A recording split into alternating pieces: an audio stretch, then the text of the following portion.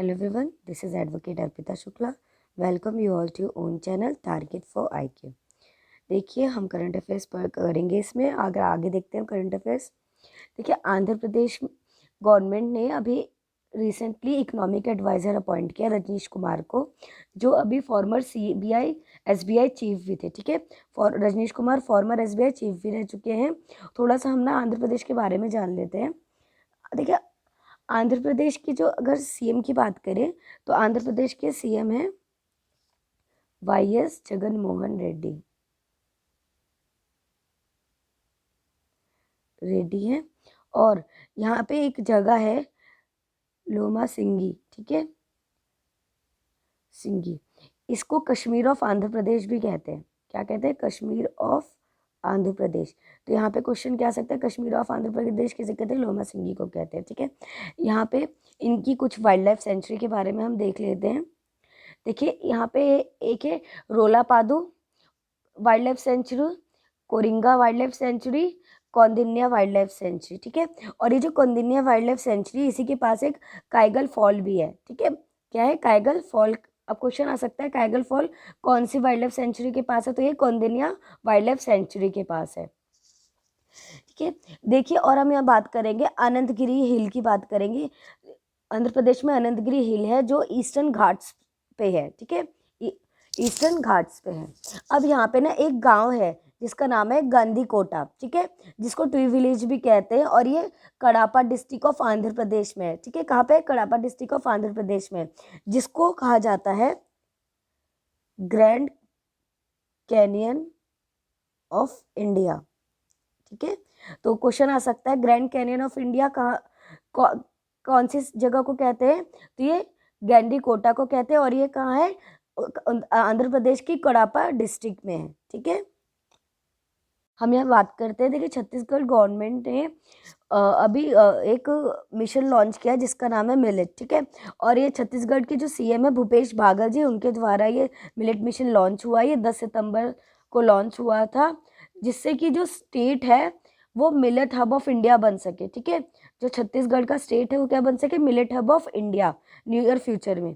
तो देखिए क्वेश्चन आ सकता है कि कौन से स्टेट ने ये इनिशिएटिव लिया है कि जो मिलेट हब ऑफ इंडिया बन सके? तो वो है छत्तीसगढ़ की गवर्नमेंट का है। ठीक है, और ये इसका मेन इनिशिएटिव, इसका एम है कि जो फार्मर्स की जो राइट है उनका प्राइस पे, जो भी फार्मर का जो राइट है प्राइस पे स्मॉल सीरियल क्रॉप्स पे, उसमें वो इनपुट असिस्टेंस उनको प्रोवाइड हो सके, अरेंजमेंट कैसे करनी है वो प्रोवाइड हो सके, प्रोसेस बताया जाएगा और इंश्योर कराया जाएगा जो फार्मर्स है वो एक्सपर्टाइज और एक्सपर्ट्स के द्वारा जो है ना बेनिफिट ले सकें। ठीक है, अब देखिए Indian institute of millet research कहाँ है? तो ये कहाँ है? हमारा हैदराबाद में।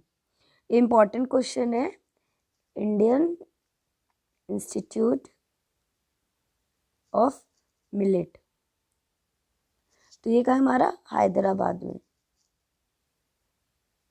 ठीक है, और जैसे इसमें कौन कौन सी, देखिए आजकल डिमांड मिलेट्स की इंक्रीज, और मिलेट्स कौन कौन से? कोडो, कुटकी और रागी। ठीक है, मेन फोकस होगा इसमें कोडो, कुटकी और रागी। ठीक है, चलिए हम नेक्स्ट देखते हैं। देखिए सरदार इकबाल सिंह लालपुरा जी को अभी अपॉइंट किया गया है as a chairman of national commission for minorities. ठीक है, नेशनल कमीशन फॉर माइनॉरिटीज़ का चेयरमैन अपॉइंट किया गया सरदार इकबाल सिंह लालपुरा जी को।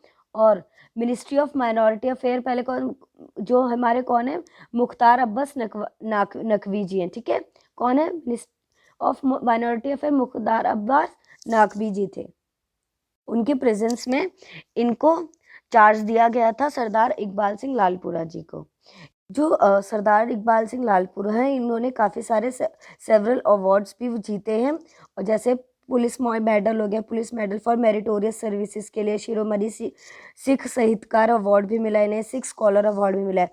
थोड़ा सा हम नेशनल कमीशन फॉर माइनॉरिटी के बारे में जान लेते हैं। देखिए 1978 में जो गवर्नमेंट ऑफ इंडिया थी, एग्जीक्यूटिव ऑर्डर से उन्होंने एक माइनॉरिटी कमीशन सेटअप किया था, जिससे कि जो माइनॉरिटीज़ हैं उनके इंटरेस्ट को सेफगार्ड हो सके। ठीक है, उनको बचाया जा सके। With the enactment of national commission for minority act 1992, ठीक है, 1992। जो माइनॉरिटी कमीशन है वो एक स्टैट्यूटरी बॉडी बनी और उसका नाम रीनेम करके क्या लिख दिया गया, नेशनल कमीशन फॉर माइनॉरिटी इन 1993 में। इनिशियली जो 5 रिलीजियस कम्युनिटीज हैं जैसे मुस्लिम, क्रिश्चियन, सिख, जोरोस्ट्रियन, पेरिस, उन्हों यूनियन गवर्नमेंट के द्वारा नोटिफाई किया गया है माइनॉरिटी कम्युनिटी, ठीक है। अब जैन को भी आल्सो उसको भी माइनॉरिटी कम्युनिटी में भी लाया गया है, ठीक है। चलिए हम नेक्स्ट देखते हैं।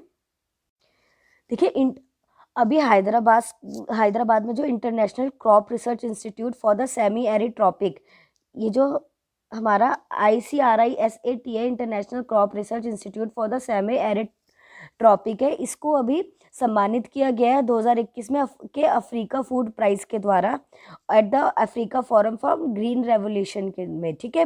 ये समिट हुई थी नायरोबी केन्या में हुई थी। जो Africa forum for green revolution summit 2021 की ये हुई थी नायरोबी केन्या में हुई थी सितंबर 2021 में। और ये मिला था फॉर इनको, ये जो ICRISAT है इसको मिला था इनके जो भी फूड सिक्योरिटी है उसको इम्प्रूव करने के लिए। टोटल 13 कंट्रीज जो ना सब सहारा अफ्रीका की, उनको मिला था ये। और ये जो अवार्ड है ये कैरी करता है 1 लाख डॉलर कैश प्राइस यहाँ पे इसमें दिया जाएगा। और जो ICRISAT है इसका हेडक्वार्टर है पतनचूरा में, ठीक है। कहाँ है? Patancheru, on the outskirt of Hyderabad, ठीक है।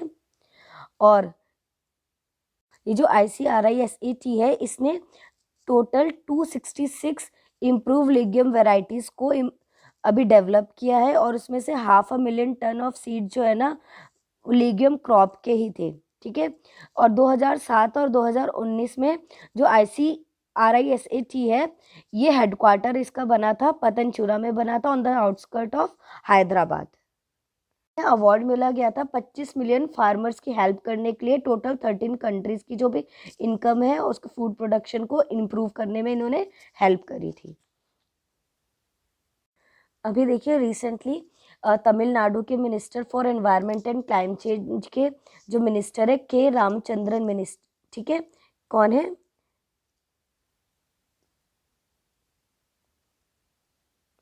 के रामचंद्रन, ये तमिलनाडु के minister of environment and climate change. इन्होंने क्या करा है कि जो तमिलनाडु गवर्नमेंट है उन्होंने सितंबर में अनाउंस किया था कि जो ये इनका मेन अभी क्या है टारगेट, इंडिया का फर्स्ट एवर डुगोंग, मतलब जिसको हम सी काउ भी कहते हैं, conservation reserve marine region park bay में क्या कर सके, ये इस्टेब्लिश कर सके, ठीक है।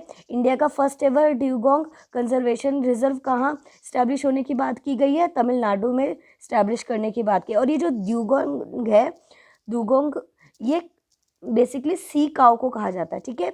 और ये हर्बीय वेजिटेरियंस होती है।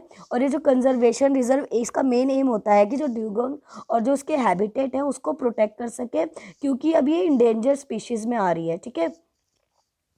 और ये जो मराइन कंजर्वेशन रिजर्व होगा ये कवर करेगा अप्रॉक्स 500 किलोमीटर इन पाक बे, ठीक है।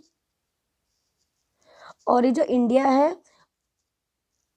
इंडिया में ये जो डिगोंग गाय है, ये जो काऊ है ये फाउंड होती है पाक बे में, जो गल्फ ऑफ मन्नार इन तमिलनाडु में, ठीक है।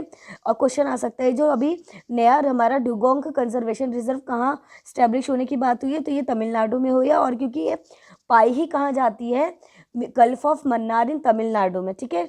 और गल्फ ऑफ कच्छ इन गुजरात में और अंडमान एंड निकोबार आइलैंड्स में, 3 जगह पाई जाती है। कहाँ कहाँ? तमिलनाडु और गल्फ ऑफ कच्छ जो कहाँ है, गुजरात में, और अंडमान एंड निकोबार आइलैंड, ठीक है। और अदर इनिशिएटिव्स लिए गए हैं इसमें गवर्नमेंट ऑफ तमिलनाडु के तहत, जैसे कि एलिफेंट सेंचुरी को इस्टेब्लिश करना और 3 मेडिकल फैसिलिटीज प्रोवाइड करेंगे इस्टेब्लिश करना फॉर इमरजेंसी क्रिटिकल केयर और रिहेबिलिटेशन ऑफ वाइल्ड लाइफ के लिए, ठीक है। नेक्स्ट देखते हैं हम कि इंडिया का लार्जेस्ट ओपन एयर फनरनी, ये ओपन है, ठीक है। ओपन एयर रिफाइनरी डेवलप हो रहा है रानीखेत उत्तराखंड में, और ये 12 सितंबर 2021 को ये इनोग्रेट हुआ था उत्तराखंड के रानीखेत पे। देखिए यहाँ पे भी ये उत्तराखंड पीसेस डे के लिए इंपॉर्टेंट हो गया, क्योंकि ये बेसिकली किस पे फोकस कर रहा है, उत्तराखंड का ही क्वेश्चन बनेगा। ठीक है, तो इसको मार्क कर लीजिए, क्योंकि क्या बना है यहाँ पे, इंडिया का लार्जेस्ट ओपन एयर फर्नरी डेवलप होगा रानीखेत उत्तराखंड में। और ये जो फर्नरी है ये होम मोस्टली यहाँ पे फर्न स्पीशीज होंगी, और यहाँ पे कंजर्व और प्रोटेक्ट किया जाएगा जो भी वेरिएंट्स फर्न्स और जो स्पीशीज होंगी उन सबको कंजर्व करेंगे और यहाँ पे प्रोटेक्ट करेंगे और अवेयरनेस फैलाएंगे अबाउट इकोलॉजिकल वैल्यू के। ठीक है, और ये जो रानीखेत का फर्नरी है वो डेवलप हुआ है research wing of Uttarakhand forest department के द्वारा। किसके द्वारा? उत्तराखंड फॉरेस्ट डिपार्टमेंट के द्वारा होगा, under central government compensatory afforestation fund management and planning authority के द्वारा, मतलब कैंपा स्कीम के द्वारा होगा। ठीक है, किसके अंदर आएगा ये? कैंपा स्कीम के अंदर डेवलप होगा। देखिए कैंपा की फुल फॉर्म क्या है? Central government compensatory afforestation fund management and planning authority scheme. और ये जो फर्नरी है ये स्प्रेड होगा अराउंड 4 एकड़ ऑफ लैंड में। ठीक है, कितना? 4 एकड़ लैंड में होगा, और इसमें कंसिस्ट करेगा ये मिक्सचर ऑफ स्पीशीज को from western and eastern Himalayan region से। जो भी वेस्टर्न और ईस्टर्न हिमालयन रीजन की स्पीशीज होंगी उनका यहाँ पे मिक्सचर होगा। देखिए हाल ही में मिनिस्ट्री ऑफ एजुकेशन ने एक कमेटी फॉर्म करी है जिसका नाम है नेशनल स्टीयरिंग कमेटी, और इसमें 12 मेंबर हैं टोटल, और ये मेन ईड बनी है for the development of national curriculum framework in line with the national education policy. ठीक है, इसमें ये चेयरपर्सन होंगे कृष्ण स्वामी कस्तूरी रंजन होंगे, जो साइंटिस्ट हैं थे headed Indian space research organisation में फ्रॉम 1994 से 2003 तक ये साइंटिस्ट रहे हैं। और ये जो हमारी SC मतलब टेन्योर है स्टीयरिंग कमेटी का 3 साल तक का है, जो 21 सितंबर 2021 से। और जो स्टीयरिंग कमेटी है वो असिस्ट करे होगी national council of educational research and training के द्वारा, मतलब NCERT के द्वारा ये असिस्ट की जाएगी। और इस जिसके डायरेक्टर है श्रीधर श्रीवास्तव। NCERT के डायरेक्टर कौन है? श्रीधर श्रीवास्तव। ये क्या करेगा? ये गाइडलाइंस देगा हमारी जो भी पढ़ाई होगी उससे के सिलेबस से रिलेटेड, उसके टेक्स्ट बुक से रिलेटेड, उसकी टीचिंग कैसी होनी चाहिए और लर्निंग प्रैक्टिसेस कैसी होनी चाहिए इंडिया में। करंटली जो हमारा एजुकेशन सिस्टम है 4th नेशनल करिकुलम फ्रेमवर्क को फॉलो कर रहा है, जो पब्लिश हुआ था 2005 में। ठीक है, तो इसी में जो हमारा NCERTs में जो भी चेंजेस आने हैं वो इस कमेटी के द्वारा होने हैं। ठीक है, चलिए, वो भी इम्पॉर्टेंट था, मैंने कोशिश करी है कि मैं आपको इस वीडियो में कवर करूं और उसको उसकी डिटेल भी बता सकूं। ठीक है, तो जिससे कहीं पे भी क्वेश्चन है तो आप उसको लिख सकें। जो अगर हमारी वीडियो आपको तो पसंद आती है तो प्लीज़ लाइक एंड सब्सक्राइब जरूर करेगा, और कोई भी क्वेरी है तो टारगेट फॉर IQ के नंबर पे आप कॉल या मैसेज करके पूछ सकते हैं, हमारे पेड ग्रुप भी चलते हैं। ठीक है, थैंक यू सो मच।